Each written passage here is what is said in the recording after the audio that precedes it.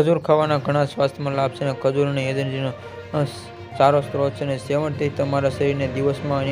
Energy રહે છે અને મીઠાઈ લઈને ચટણી અને ખીરથી લઈને અનેક વાનગીઓ ખજૂરનો ઉપયોગ કરવામાં આવી રહ્યો છે અને હાલમાં રમઝાનનો મહિનો ચાલી રહ્યો છે અને દરેક મુસ્લિમ ઘરમાં ખજૂર ખાઈને જ રોજા ખોલવામાં આવે છે અને આ માર્કેટમાં અનેક પ્રકારના ખજૂર કે અસલી નકલી ખજૂરની ઓળખ કેવી રીતે કરવી તે લઈને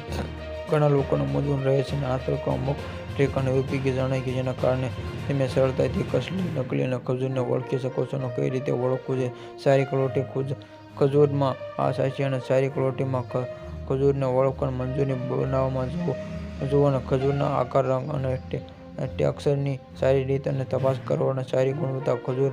નરમ અને ચીકણું હોય તે આ સિવાય દરેક રંગ પણ સરખો હોય છે અને ઓરિજિનલ ખજૂર ન તો ખૂબ જ સૂકું હોય છે અને તેની ખૂબ જ ચીકણું હોય છે અને ખૂબ જ નેચરલ સ્વીટ હોય છે અને સુગંધવાળી અને ફેમસ અને ચકાસણી અને સારા ક્વોલિટીના ખજૂર સારી રીતે ગંધ આવે છે અને આ ખરાબ ખજૂરમાંથી વિચિત્ર ગંધ આવે છે અને અસલી નકલી ખૂબ જ વચ્ચે તફાવત. માર્કેટમાં વિવિધ ખજૂરના ખાંડ અને ગ્લુકોઝના સિરપ ચડાવી અને આકર્ષે અને ખજૂરની ખરીદી વધારે પણ મિક્સ કરી અને આ ચીકણું મીઠાશ અને કંઈક મિક્સ કરવામાં આવી રહ્યું છે અને આ ખજૂર ખરીદતી સમયે અમે અડીઓ અને જ્યારે વધુ ચીકણું થાય કે આ ક્વોલિટી ખજૂરનું સ્વાપ અને લીસું થાય અને આ કેસુડાના ફૂલમાં ચૂર્ણ પુરુષ માટે આ વરદાન સામાન્ય ડાયાબિટીસને લઈને યુવાનો સમસ્યા દૂર કરે છે અને ખજૂરને ખરીદતી વખતે સમય રંગ ખાસ કરો અને આ ડાઘા અને હોવા જોઈએ. ખજૂરની મીઠી ફ્રેશ અને આ લેતી વખતે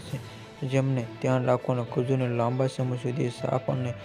ફ્રેશ રાખવા માટે પેક કરવામાં આવે છે. Subscribe my channel.